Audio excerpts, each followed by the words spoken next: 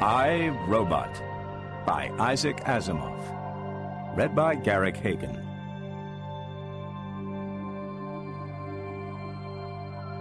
The Three Laws of Robotics. 1. A robot may not injure a human being, or, through inaction, allow a human being to come to harm. 2. A robot must obey the orders given it by human beings, except where such orders would conflict with the first law. 3. A robot must protect its own existence, as long as such protection does not conflict with the first or second law. Handbook of Robotics, 56th edition, 2058 AD. Introduction. I looked at my notes and I didn't like them. I had spent 3 days at U.S. Robots and might as well have spent them at home with the Encyclopedia Tellurica. Susan Calvin had been born in the year 1982, they said, which made her 75 now. Everyone knew that. Appropriately enough, U.S. Robot and Mechanical Men, Inc. was 75 also, since it had been in the year of Dr. Calvin's birth that Lawrence Robertson had first taken out incorporation papers for what eventually became the strangest industrial giant in man's history. Well, everyone knew that too. At the age of 20, Susan Calvin had been part of the particular psychomath seminar, at which Dr. Alfred Lanning of U.S. Robots had demonstrated the first mobile robot to be equipped with a voice. It was a large, clumsy, unbeautiful robot, smelling of machine oil, and destined for the projected mines on Mercury. But it could speak and make sense. Susan said nothing at that seminar, took no part in the hectic discussion period that followed. She was a frosty girl, plain and colorless, who protected herself against a world she disliked by a mask-like expression and hypertrophy of intellect. But as she watched and listened, she felt the stirrings of a cold enthusiasm. She obtained her bachelor's degree at Columbia in 2003 and began graduate work in cybernetics. All that had been done in the mid-20th century on calculating machines had been upset by Robertson and his positronic brain paths. The miles of relays and photocells had given way to the spongy globe of platinum iridium about the size of a human brain. She learned to calculate the parameters necessary to fix the possible variables within the positronic brain, to construct brains on paper, such that the responses to given stimuli could be accurately predicted. In 2008, she obtained her Ph.D., and joined United States Robots as a robo-psychologist, becoming the first great practitioner of a new science. Lawrence Robertson was still president of the corporation. Alfred Lanning had become director of research. For 50 years, she watched the direction of human progress change and leap ahead. Now she was retiring, as much as she ever could. At least, she was allowing someone else's name to be inset upon the door of her old office. That, essentially, was what I had. I had a long list of her published papers, of the patents in her name. I had the chronological details of her promotions. In short, I had her professional vita in full detail. But that wasn't what I wanted. I needed more than that for my feature articles for interplanetary press. Much more. I told her so. Dr. Calvin, I said, as lushly as possible, in the mind of the public, you and U.S. Robots are identical. Your retirement will end an era, and you want the human interest angle. She didn't smile at me. I don't think she ever smiles. But her eyes were sharp, though not angry. I felt her glance slide through me and out my occiput, and I knew that I was uncommonly transparent to her, that everybody was. But I said, "That's right. Human interest out of robots. A contradiction." "No, Doctor, out of you." "Well, I've been called a robot myself. Surely they've told you I'm not human." They had, but there was no point in saying so. She got up from her chair. She wasn't tall, and she looked frail. I followed her to the window, and we looked out. The offices and factories of U.S. Robots were a small city, spaced and planned. It was flattened out like an aerial photograph. "When I first came here," she said, "I had a little room in a building right about there, where the firehouse is now." She pointed. "It was torn down before you were born. I shared the room with 3 others. I had half a desk. We built our robots all in one building. Output, 3 a week. Now look at us." 50 years, I hackneyed, "is a long time." "Not when you're looking back at them," she said. "You wonder how they vanished so quickly." She went back to her desk and sat down. She didn't need expression on her face to look sad somehow. "How old are you?" she wanted to know. 32, I said. "Then you don't remember a world without robots. There was a time when humanity faced the universe alone and without a friend. Now he has creatures to help him, stronger creatures than himself, more faithful, more useful, and absolutely devoted to him. Mankind is no longer alone. Have you ever thought of it that way?" "I'm afraid I haven't.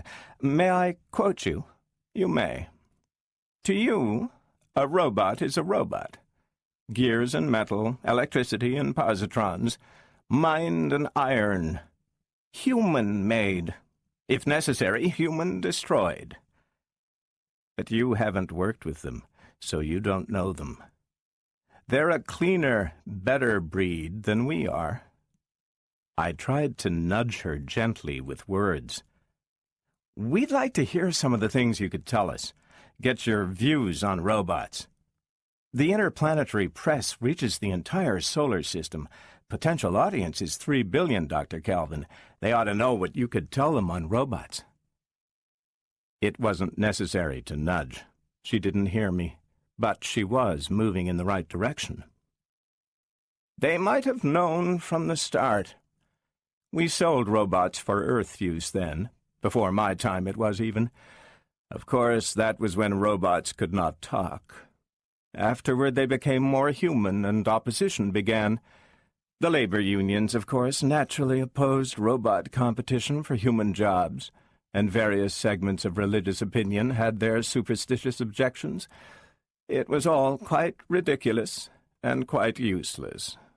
And yet, there it was."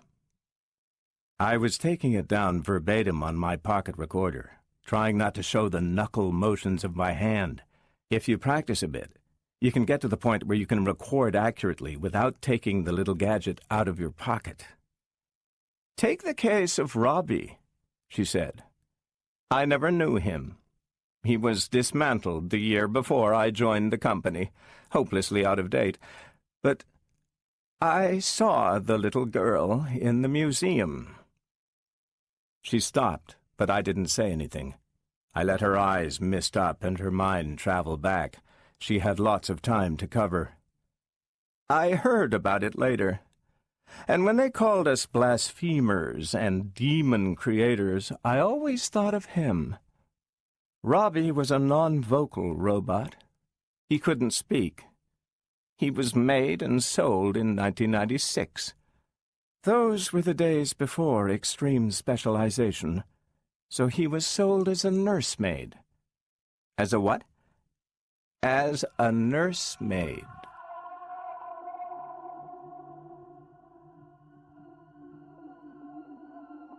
Chapter 1. Robbie. 98, 99, 100! Gloria withdrew her chubby little forearm from before her eyes and stood for a moment, wrinkling her nose and blinking in the sunlight. Then, trying to watch in all directions at once, she withdrew a few cautious steps from the tree against which she had been leaning. She craned her neck to investigate the possibilities of a clump of bushes to the right, and then withdrew farther to obtain a better angle for viewing its dark recesses. The quiet was profound, except for the incessant buzzing of insects and the occasional chirrup of some hardy bird braving the midday sun. Gloria pouted. "I bet he went inside the house, and I've told him 1,000,000 times that that's not fair." With tiny lips pressed together tightly and a severe frown crinkling her forehead, she moved determinedly toward the 2-story building up past the driveway. Too late, she heard the rustling sound behind her, followed by the distinctive and rhythmic clump, clump of Robbie's metal feet. She whirled about to see her triumphing companion emerge from hiding and make for the home tree at full speed. Gloria shrieked in dismay. "Wait, Robbie! That wasn't fair, Robbie! You promised you wouldn't run until I found you!" Her little feet could make no headway at all against Robbie's giant strides.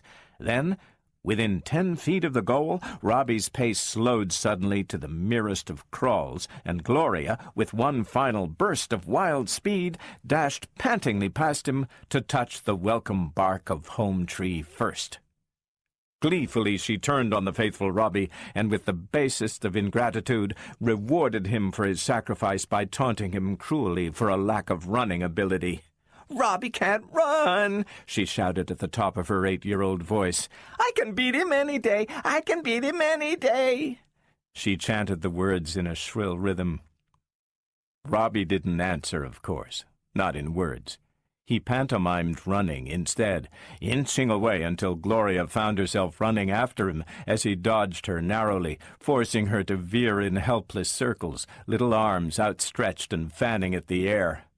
"Robbie!" she squealed. "Stand still!" And the laughter was forced out of her in breathless jerks, until he turned suddenly and caught her up, whirling her round, so that for her the world fell away for a moment with a blue emptiness beneath, and green trees stretching hungrily downward towards the void. Then she was down in the grass again, leaning against Robbie's leg and still holding a hard, metal finger. After a while, her breath returned. She pushed uselessly at her disheveled hair in vague imitation of one of her mother's gestures, and twisted to see if her dress were torn. She slapped her hand against Robbie's torso. "Bad boy! I'll spank you!" And Robbie cowered, holding his hands over his face so that she had to add, "No, I won't, Robbie. I won't spank you. But anyway, it's my turn to hide now, because you've got longer legs, and you promised not to run till I found you." Robbie nodded his head. A small parallelepiped with rounded edges and corners, attached to a similar but much larger parallelepiped that served as torso by means of a short, flexible stalk, and obediently faced the tree. A thin metal film descended over his glowing eyes, and from within his body came a steady, resonant ticking. "Don't peek now, and don't skip any numbers," warned Gloria, and scurried for cover. With unvarying regularity, seconds were ticked off, and at the 100th, up went the eyelids, and the glowing red of Robbie's eyes swept the prospect. They rested for a moment on a bit of colorful gingham that protruded from behind a boulder. He advanced a few steps, and convinced himself that it was Gloria who squatted behind it. Slowly, remaining always between Gloria and home tree, he advanced on the hiding place, and when Gloria was plainly in sight and could no longer even theorize to herself that she was not seen, he extended one arm toward her, slapping the other against his leg so that it rang again. Gloria emerged sulkily. "You peeked!" she exclaimed, with gross unfairness. "Besides, I'm tired of playing hide-and-seek. I want a ride." But Robbie was hurt at the unjust accusation, so he seated himself carefully and shook his head ponderously from side to side. Gloria changed her tone to one of gentle coaxing immediately. "Come on, Robbie. I didn't mean it about the peeking. Give me a ride." Robbie was not to be won over so easily, though. He gazed stubbornly at the sky and shook his head even more emphatically. "Please, Robbie, please give me a ride." She encircled his neck with rosy arms and hugged tightly. Then, changing moods in a moment, she moved away. "If you don't, I'm going to cry." And her face twisted appallingly in preparation. Hard-hearted Robbie paid scant attention to this dreadful possibility and shook his head a third time. Gloria found it necessary to play her trump card. "If you don't," she exclaimed warmly, "I won't tell you any more stories, that's all. Not one." Robbie gave in immediately and unconditionally before this ultimatum, nodding his head vigorously until the metal of his neck hummed. Carefully he raised the little girl and placed her on his broad, flat shoulders. Gloria's threatened tears vanished immediately, and she crowed with delight. Robbie's metal skin, kept at a constant temperature of 70 by the high-resistance coils within, felt nice and comfortable, while the beautifully loud sound her heels made as they bumped rhythmically against his chest was enchanting. "You're an air coaster, Robbie. You're a big silver air coaster. Hold out your arms straight. You got to, Robbie, if you're going to be an air coaster." The logic was irrefutable. Robbie's arms were wings, catching the air currents, and he was a silver coaster. Gloria twisted the robot's head and leaned to the right. He banked sharply. Gloria equipped the coaster with a motor that went brrrr, and then with weapons that went powie and shh. Pirates were giving chase, and the ship's blasters were coming into play. The pirates dropped in a steady rain. "Got another one! 2 more!" she cried. Then, "Faster, men!" Gloria said pompously. "We're running out of ammunition." She aimed over her shoulder with undaunted courage, and Robbie was a blunt-nosed spaceship zooming through the void at maximum acceleration.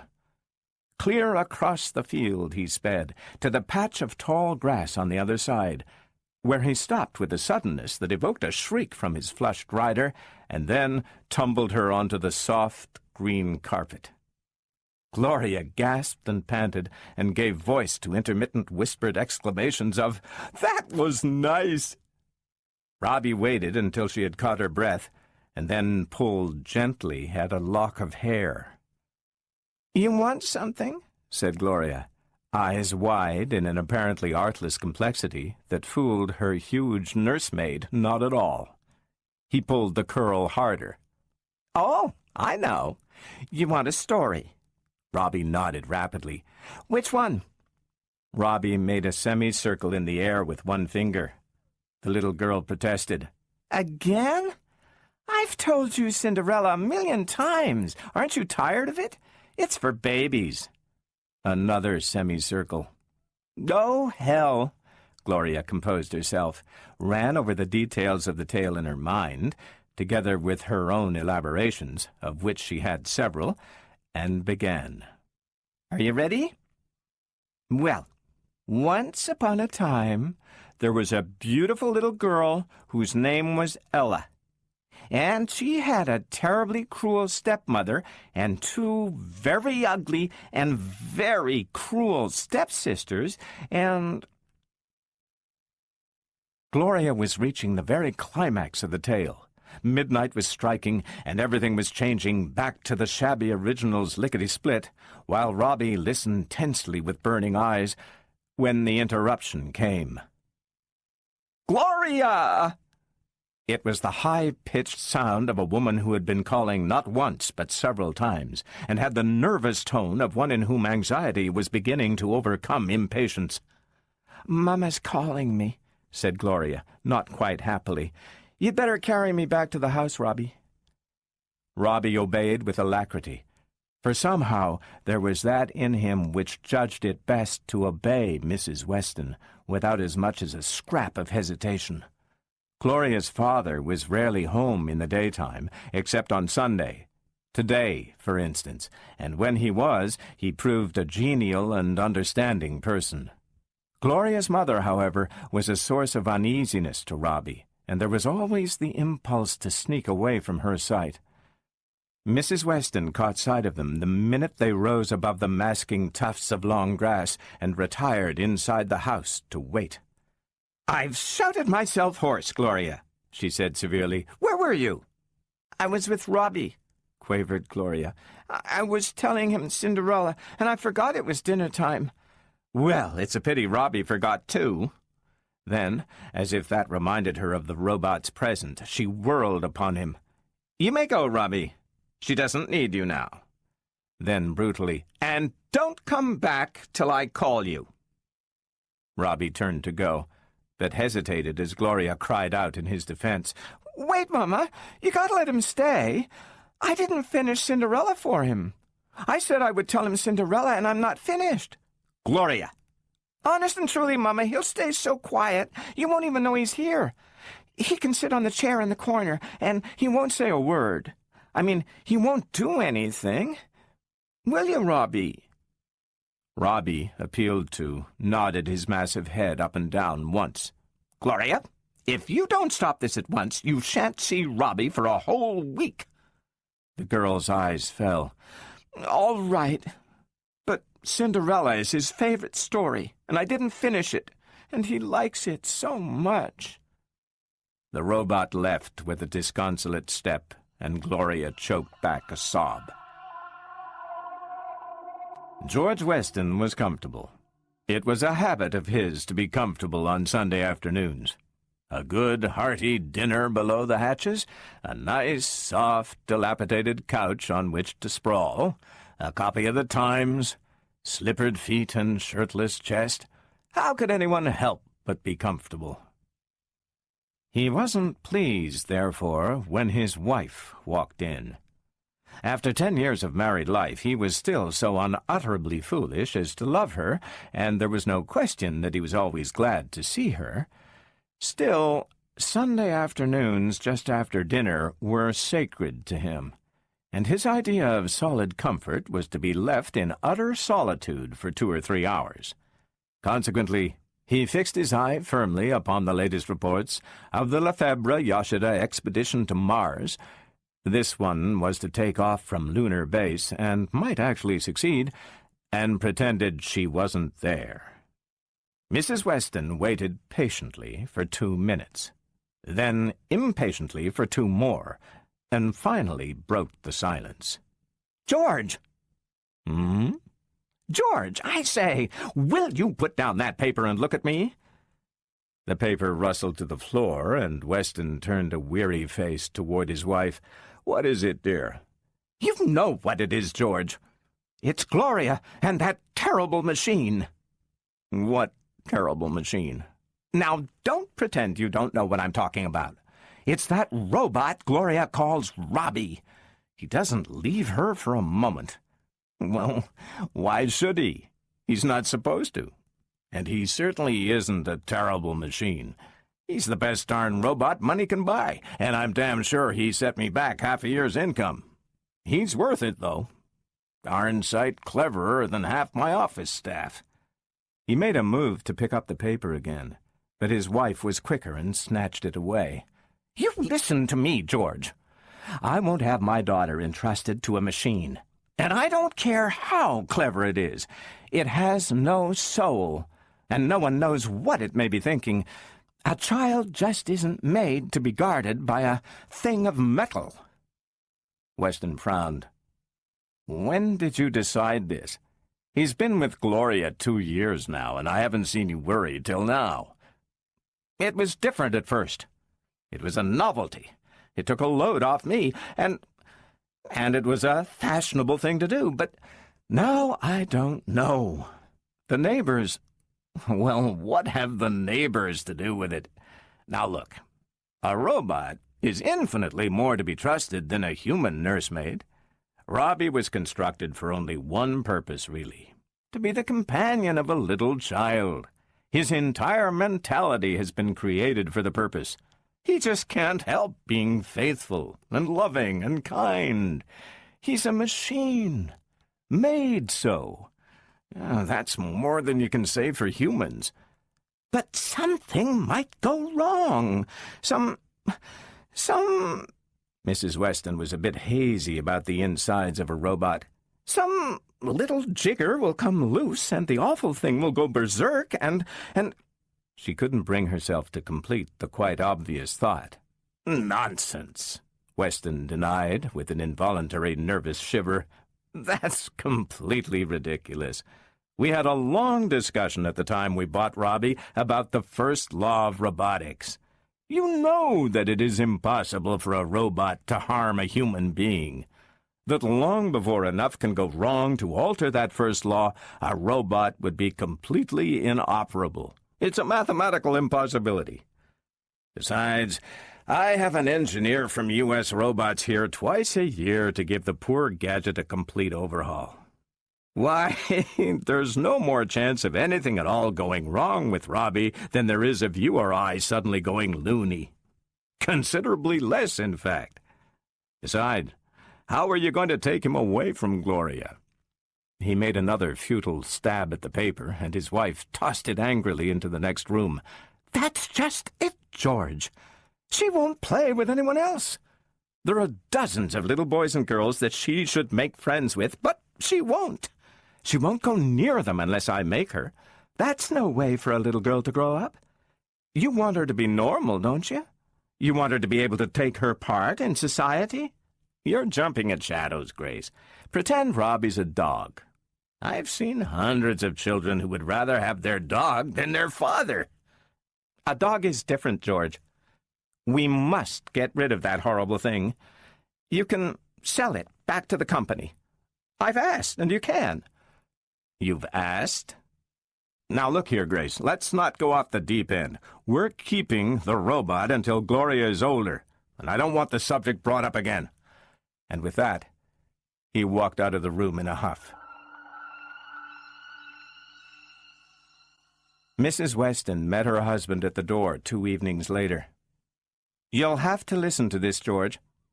There's bad feeling in the village." "About what?" asked Weston. He stepped into the washroom and drowned out any possible answer by the splash of water. Mrs. Weston waited. She said, "About Robbie." Weston stepped out, towel in hand, face red and angry. "What are you talking about?" "Oh, it's been building up and building up. I've tried to close my eyes to it, but I'm not going to anymore. Most of the villagers consider Robbie dangerous. Children aren't allowed to go near our place in the evenings. We trust our child with the thing. Well, people aren't reasonable about these things. Then to hell with them. Saying that doesn't solve the problem. I've got to do my shopping down there. I've got to meet them every day. And it's even worse in the city these days when it comes to robots.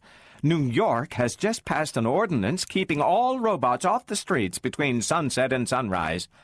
All right, but they can't stop us from keeping a robot in our home. Grace, this is one of your campaigns. I recognize it, but it's no use. The answer is still no. We're keeping Robbie." And yet, he loved his wife. And what was worse, his wife knew it. George Weston, after all, was only a man, poor thing, and his wife made full use of every device which a clumsier and more scrupulous sex has learned, with reason and futility, to fear. 10 times in the ensuing week he cried, "Robbie stays, and that's final." And each time it was weaker and accompanied by a louder and more agonized groan. Came the day at last when Weston approached his daughter guiltily and suggested a beautiful Visivox show in the village. Gloria clapped her hands happily. "Can Robbie go?" "No, dear," he said, and winced at the sound of his voice. "They won't allow robots at the Visivox, but you can tell him all about it when you get home." He stumbled all over the last few words and looked away. Gloria came back from town, bubbling over with enthusiasm, for the Visivox had been a gorgeous spectacle indeed. She waited for her father to maneuver the jet car into the sunken garage. "Wait till I tell Robbie, Daddy. He would have liked it like anything. especially when Francis Fran was backing away so quietly and backed right into one of the leopard men and had to run. She laughed again. Daddy, are there really leopard men on the moon? Probably not, said Weston absently. It's just funny make-believe. He couldn't take much longer with the car.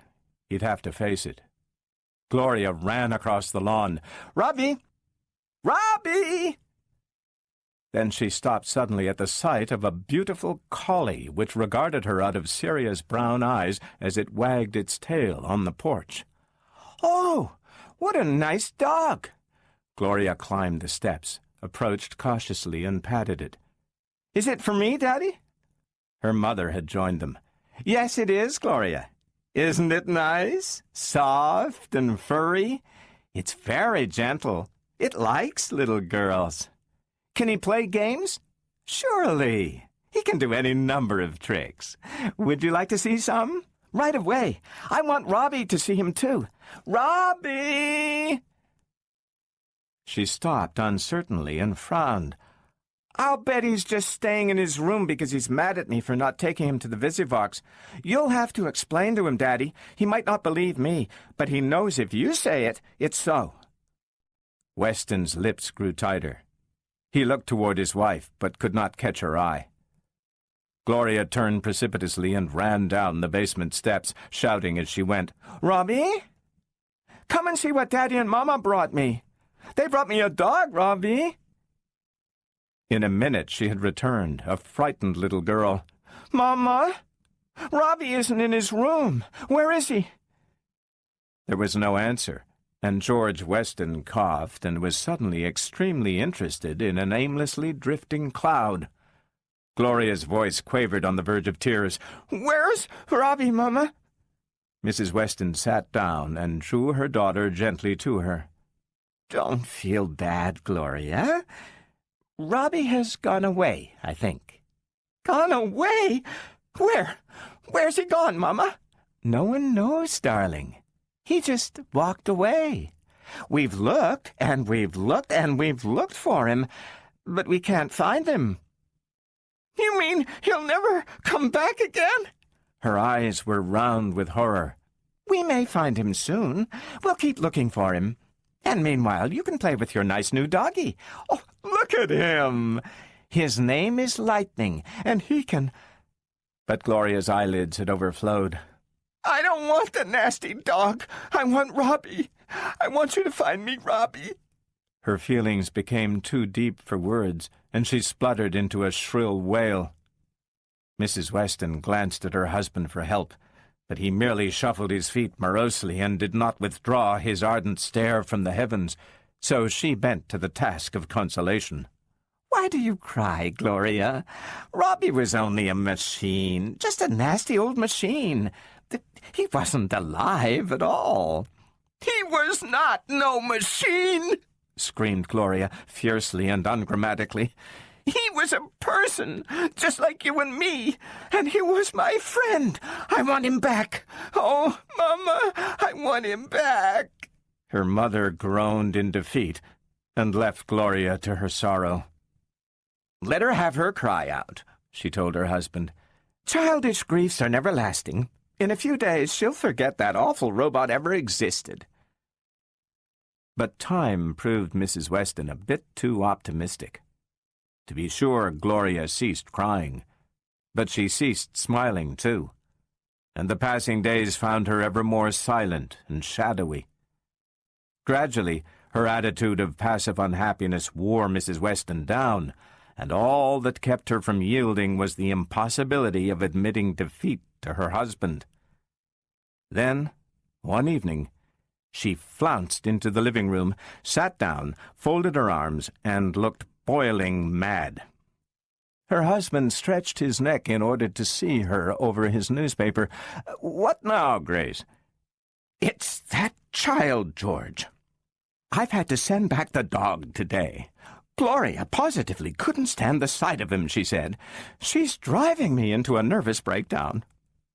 Weston laid down the paper, and a hopeful gleam entered his eye. Maybe Maybe we ought to get Robbie back. It might be done, you know. I can get in touch with—" "No," she replied grimly. "I won't hear of it. We're not giving up that easily. My child shall not be brought up by a robot if it takes years to break her of it." Weston picked up his paper again with a disappointed air. "A year of this will have me prematurely gray." "Oh, you're a big help, George," was the frigid answer. "What Gloria needs is a change of environment. Of course she can't forget Robbie here. How can she when every tree and rock reminds her of him? It is really the silliest situation I have ever heard of. Imagine a child pining away for the loss of a robot. Well, stick to the point. What's the change in environment you're planning?" "We're going to take her to New York." "The city? In August? Say, do you know what New York is like in August? It's unbearable." "Millions do bear it." "They don't have a place like this to go to. If they didn't have to stay in New York, they wouldn't." "Well, we have to. I say we're leaving now, or as soon as we can make the arrangements. In the city, Gloria will find sufficient interests and sufficient friends to perk her up and make her forget that machine." "Oh, Lord," groaned the lesser half. "Those frying pavements." "We have to," was the unshaken response. "Gloria has lost 5 pounds in the last month, and my little girl's health is more important to me than your comfort." "It's a pity you didn't think of your little girl's health before you deprived her of her pet robot," he muttered, but to himself. Gloria displayed immediate signs of improvement when told of the impending trip to the city. She spoke little of it, but when she did, it was always with lively anticipation. Again she began to smile and to eat with something of her former appetite. Mrs. Weston hugged herself for joy and lost no opportunity to triumph over her still skeptical husband. "You see, George, she helps with the packing like a little angel and chatters away as if she hadn't a care in the world. It's just as I told you. All we need to do is substitute other interests." was the skeptical response. "I hope so." Preliminaries were gone through quickly. Arrangements were made for the preparation of their city home, and a couple were engaged as housekeepers for the country home. When the day of the trip finally did come, Gloria was all but her old self again, and no mention of Robbie passed her lips at all. In high good humor, the family took a taxi gyro to the airport. Weston would have preferred using his own private gyro, but it was only a 2-seater with no room for baggage, and entered the waiting liner. "Come, Gloria," called Mrs. Weston. "I've saved you a seat near the window so you can watch the scenery." Gloria trotted down the aisle cheerily, flattened her nose into a white oval against the thick, clear glass, and watched with an intentness that increased as the sudden coughing of the motor drifted backward into the interior. She was too young to be frightened when the ground dropped away as if let through a trap-door, and she herself suddenly became twice her usual weight, but not too young to be mightily interested. It wasn't until the ground had changed into a tiny patchwork quilt that she withdrew her nose and faced her mother again. "Will we soon be in the city, Mama?" she asked, rubbing her chilled nose and watching with interest as the patch of moisture which her breath had formed on the pane shrank slowly and vanished. "In about half an hour, dear." Then, with just the faintest trace of anxiety, "Aren't you glad we're going? Don't you think you'll be very happy in the city, with all the buildings and people and things to see? We'll go to the Visivox every day and see shows, and go to the circus and the beach and—" "Yes, Mama," was Gloria's unenthusiastic rejoinder. The liner passed over a bank of clouds at that moment, and Gloria was instantly absorbed in the unusual spectacle of clouds underneath one. Then they were over clear sky again, and she turned to her mother with a sudden mysterious air of secret knowledge. "I know why we're going to the city, Mama." "Do you?" Mrs. Weston was puzzled. "Why, dear?" "You didn't tell me because you wanted it to be a surprise, but I know."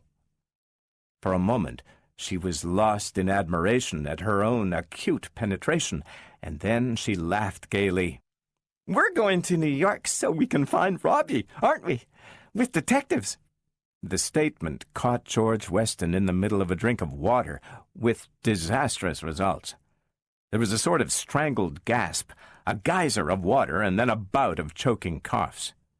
When all was over, he stood there, a red-faced, water-drenched, and very, very annoyed person. Mrs. Weston maintained her composure, but when Gloria repeated her question in a more anxious tone of voice, she found her temper rather bent. "Maybe," she retorted tartly. "Now sit and be still, for heaven's sake." New York City, 1998 AD, was a paradise for the sightseer, more than ever in its history. Gloria's parents realized this and made the most of it. On direct orders from his wife, George Weston arranged to have his business take care of itself for a month or so, in order to be free to spend the time in what he termed dissipating Gloria to the verge of ruin. Like everything else Weston did, this was gone about in an efficient, thorough, and businesslike way. Before the month had passed, nothing that could be done had not been done. She was taken to the top of the half-mile-tall Roosevelt Building to gaze down in awe upon the jagged panorama of rooftops that blended far off in the fields of Long Island and the flatlands of New Jersey. They visited the zoos, where Gloria stared in delicious fright at the real live lion, rather disappointed that the keepers fed him raw steaks instead of human beings, as she had expected, and asked insistently and peremptorily to see the whale. The various museums came in for their share of attention, together with the parks and the beaches and the aquarium. She was taken halfway up the Hudson in an excursion steamer fitted out in the archaism of the mad 20s. She traveled into the stratosphere on an exhibition trip, where the sky turned deep purple, and the stars came out, and the misty earth below looked like a huge concave bowl. Down under the waters of the Long Island Sound, she was taken in a glass-walled subsea vessel, where in a green and wavering world, quaint and curious sea things ogled her and wiggled suddenly away. On a more prosaic level, Mrs. Weston took her to the department stores, where she could revel in another type of fairyland. In fact, when the month had nearly sped, the Westons were convinced that everything conceivable had been done to take Gloria's mind once and for all off the departed Robbie. But they were not quite sure they had succeeded. The fact remained that wherever Gloria went, she displayed the most absorbed and concentrated interest in such robots as happened to be present. No matter how exciting the spectacle before her, nor how novel to her girlish eyes, she turned away instantly if the corner of her eye caught a glimpse of metallic movement. Mrs. Weston went out of her way to keep Gloria away from all robots, and the matter was finally climaxed in the episode at the Museum of Science and Industry. The museum had announced a special children's program in which exhibits of scientific witcheries scaled down to the child mind were to be shown. The Westons, of course, placed it upon their list of absolutely. It was while the Westons were standing totally absorbed in the exploits of a powerful electromagnet that Mrs. Weston suddenly became aware of the fact that Gloria was no longer with her. Initial panic gave way to calm decision, and, enlisting the aid of 3 attendants, a careful search was begun. Gloria, of course, was not one to wander aimlessly, however. For her age, she was an unusually determined and purposeful girl, quite full of the maternal genes in that respect. She had seen a huge sign on the 3rd floor which had said, "This way to the talking robot." Having spelled it out to herself, and having noticed that her parents did not seem to wish to move in the proper direction, she did the obvious thing. Waiting for an opportune moment of parental distraction, she calmly disengaged herself and followed the sign.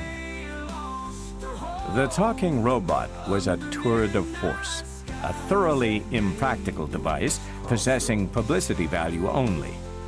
Once an hour, an escorted group stood before it and asked questions of the robot engineer in charge in careful whispers. Those the engineer decided were suitable for the robot circuits were transmitted to the talking robot. It was rather dull. It may be nice to know that the square of 14 is 196, that the temperature at the moment is 72 degrees Fahrenheit, and the air pressure 30.02 inches of mercury, that the atomic weight of sodium is 23, but one doesn't really need a robot for that. One especially does not need an unwieldy, totally immobile mass of wires and coils spreading over 25 square yards. Few people bothered to return for a second helping, but one girl, in her middle teens, sat quietly on a bench, waiting for a third. She was the only one in the room when Gloria entered. Gloria did not look at her. To her at the moment, another human being was but an inconsiderable item. She saved her attention for this large thing with the wheels. For a moment, she hesitated in dismay. It didn't look like any robot she had ever seen. Cautiously and doubtfully, she raised her treble voice. "Please, Mr. Robot, sir? Are you the talking robot, sir?" She wasn't sure, but it seemed to her that a robot that actually talked was worth a great deal of politeness. The girl in her mid-teens allowed a look of intense concentration to cross her thin, plain face. She whipped out a small notebook and began writing in rapid pothooks. There was an oily whir of gears, and a mechanically timbred voice boomed out in words that lacked accent and intonation. "I am the robot that talks." Gloria stared at it ruefully. It did talk, but the sound came from inside somewheres. There was no face to talk to. She said, "Can you help me, Mr. Robot, sir?" The talking robot was designed to answer questions, and only such questions as it could answer had ever been put to it. It was quite confident of its ability, therefore. "I can help you." "Thank you, Mr. Robot, sir. Have you seen Robbie?" "Who is Robbie?" "He's a robot, Mr. Robot, sir." She stretched to tiptoes. "He's about so high, Mr. Robot, sir, only higher, and he's very nice. He's got a head, you know. I mean, you haven't, but he has, Mr. Robot, sir." The talking robot had been left behind. "A robot?" "Yes, Mr. Robot, sir. A robot, just like you, except he can't talk, of course, and looks like a real person." "A robot like me?" "Yes, Mr. Robot, sir." To which the talking robot's only response was an erratic splutter and an occasional incoherent sound. The radical generalization offered it, i.e., its existence, not as a particular object, but as a member of a general group, was too much for it. Loyally, it tried to encompass the concept, and half a dozen coils burnt out. Little warning signals were buzzing. The girl in her mid-teens left at that point. She had enough for her Physics 1 paper on practical aspects of robotics. This paper was Susan Calvin's first of many on the subject. Gloria stood waiting with carefully concealed impatience for the machine's answer when she heard the cry behind her of, "There she is!" and recognized that cry as her mother's. "What are you doing here, you bad girl?" cried Mrs. Weston, anxiety dissolving at once into anger. "Do you know you frightened your Mama and Daddy almost to death? Why did you run away?" The robot engineer had also dashed in, tearing his hair and demanding who of the gathering crowd had tampered with the machine. "Can't anybody read signs?" he yelled. "You're not allowed in here without an attendant." Gloria raised her grieved voice over the din. "I only came to see the talking robot, Mama. I thought he might know where Robbie was, because they're both robots." And then, as the thought of Robbie was suddenly brought forcefully home to her, She burst into a sudden storm of tears. "And I got to find Robbie, Mama. I got to." Mrs. Weston strangled a cry and said, "Oh, good heavens! Come home, George. This is more than I can stand." That evening, George Weston left for several hours, and the next morning he approached his wife with something that looked suspiciously like smug complacence. "I've got an idea, Grace." "About what?" was the gloomy, uninterested query. "About Gloria." "You're not going to suggest buying back that robot?" "No, of course not." "Then go ahead. I might as well listen to you. Nothing I've done seems to have done any good." "All right. Here's what I've been thinking. The whole trouble with Gloria is that she thinks of Robbie as a person and not as a machine. Naturally, she can't forget him. Now, if we manage to convince her that Robbie was nothing more than a mess of steel and copper in the form of sheets and wires with electricity its juice of life, how long would her longings last? It's the psychological attack, if you see my point." "How do you plan to do it?" "Simple. Where do you suppose I went last night? I persuaded Robertson of U.S. Robots and Mechanical Men, Inc., to arrange for a complete tour of his premises tomorrow. The three of us will go, and by the time we're through, Gloria will have it drilled into her that a robot is not alive." Mrs. Weston's eyes widened gradually, and something glinted in her eyes that was quite like sudden admiration. "Why, George, that's a good idea." And George Weston's vest buttons strained. "Only kind I have," he said. Mr. Struthers was a conscientious general manager, and naturally inclined to be a bit talkative. The combination, therefore, resulted in a tour that was fully explained, perhaps even overabundantly explained, at every step. However, Mrs. Weston was not bored. Indeed, she stopped him several times and begged him to repeat his statements in simpler language so that Gloria might understand. Under the influence of this appreciation of his narrative powers, Mr. Struthers expanded genially and became ever more communicative, if possible. George Weston himself showed a gathering impatience. "Pardon me, Struthers," he said, breaking into the middle of a lecture on the photoelectric cell. "Haven't you a section of the factory where only robot labor is employed?" "Eh? Oh, yes. Yes, indeed." He smiled at Mrs. Weston. "A vicious circle, in a way. Robots creating more robots. Of course, we are not making a general practice out of it. For one thing, the unions would never let us. But we can turn out a very few robots using robot labor exclusively, merely as a sort of scientific experiment. You see," he tapped his pince-nez into one palm argumentatively, "what the labor unions don't realize, and I say this as a man who has always been very sympathetic with the labor movement in general, is that the advent of the robot, while involving some dislocation to begin with, will inevitably—" "Yes, Struthers," said Weston, "but about that section of the factory you speak of, may we see it? It would be very interesting, I'm sure." "Yes, yes, of course." Mr. Struthers replaced his pince-nez in one conclusive movement and gave vent to a soft cough of discomfiture. "Follow me, please." He was comparatively quiet while leading the three through a long corridor and down a flight of stairs. Then, when they had entered a large, well-lit room that buzzed with metallic activity, the sluices opened and the flood of explanation poured forth again. "There you are," he said with pride in his voice. "Robots only. 5 men act as overseers, and they don't even stay in this room. In 5 years, that is, since we began this project, not a single accident has occurred. Of course, the robots here assembled are comparatively simple, but—" The general manager's voice had long died to a rather soothing murmur in Gloria's ears. The whole trip seemed rather dull and pointless to her, though there were many robots in sight.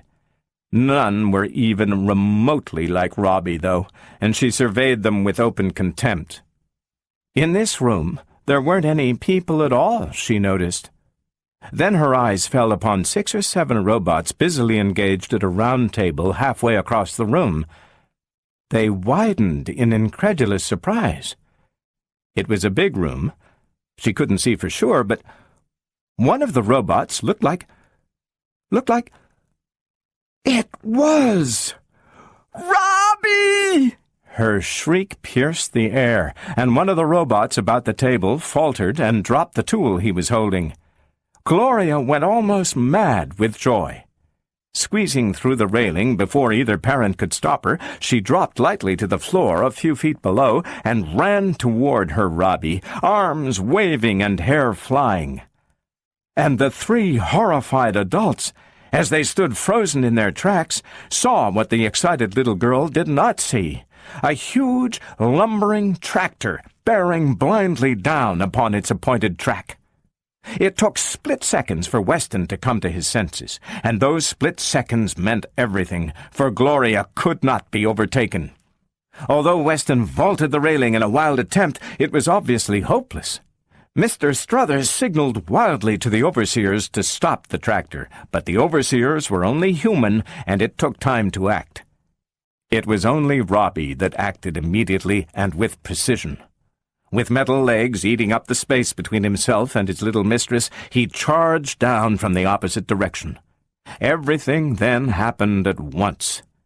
With one sweep of an arm, Robbie snatched up Gloria, slackening his speed not one iota, and consequently knocking every breath of air out of her. Weston, not quite comprehending all that was happening, felt rather than saw Robbie brush past him and came to a sudden, bewildered halt. The tractor intersected Gloria's path half a second after Robbie had, rolled on 10 feet further, and came to a grinding, long-drawn-out stop.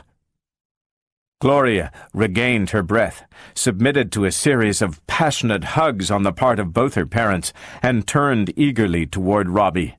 As far as she was concerned, nothing had happened except that she had found her friend. But Mrs. Weston's expression had changed from one of relief to one of dark suspicion. She turned to her husband, and, despite her disheveled and undignified appearance, managed to look quite formidable. "You engineered this, didn't you?"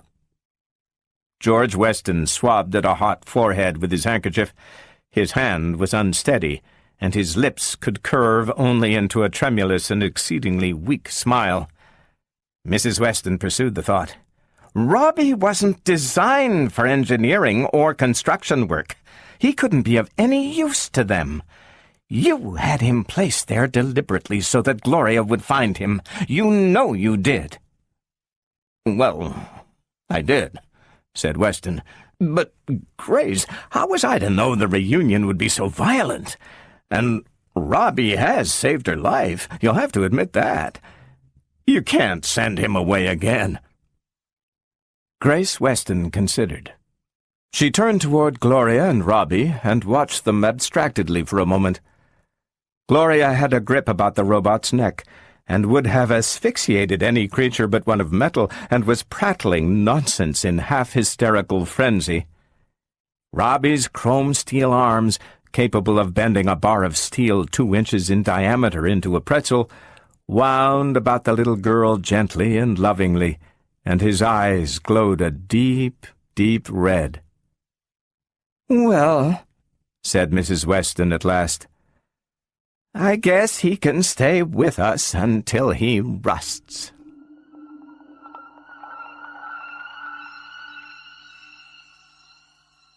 Susan Calvin shrugged her shoulders. "Of course he didn't. That was 1998. By 2002, we had invented the mobile speaking robot, which, of course, made all the non-speaking models out of date, and which seemed to be the final straw as far as the non-robot elements were concerned. Most of the world governments banned robot use on Earth for any purpose other than scientific research between 2003 and 2007. So that Gloria had to give up Robbie eventually? I'm afraid so. I imagine, however, that it was easier for her at the age of 15 than at 8. Still, it was a stupid and unnecessary attitude on the part of humanity. U.S. Robots hit its low point, financially, just about the time I joined them in 2007. At first, I thought my job might come to a sudden end in a matter of months, but then we simply developed the extraterrestrial market. And then you were set, of course. Not quite. We began by trying to adapt the models we had on hand. Those first speaking models, for instance. They were about 12 feet high, very clumsy and not much good. We sent them out to Mercury to help build the mining station there, but that failed. I looked up in surprise. It did? Why, Mercury Mines is a multi-billion-dollar concern. It is now. But it was a second attempt that succeeded. If you want to know about that, young man, I'd advise you to look up Gregory Powell. He and Michael Donovan handled our most difficult cases in the teens and 20s. I haven't heard from Donovan in years. But Powell is living right here in New York. He's a grandfather now, which is a thought difficult to get used to. I can only think of him as a rather young man. Of course, I was younger, too. I tried to keep her talking. If you would give me the bare bones, Dr. Calvin, I could have Mr. Powell fill it in afterward. And this was exactly what I later did. She spread her thin hands out upon the desk and looked at them. There are 2 or 3, she said, that I know a little about. Start with Mercury, I suggested. Well, I think it was in 2015 that the second Mercury expedition was sent out. It was exploratory and financed in part by U.S. Robots and in part by Solar Minerals. It consisted of a new type robot, still experimental. Gregory Powell, Michael Donovan.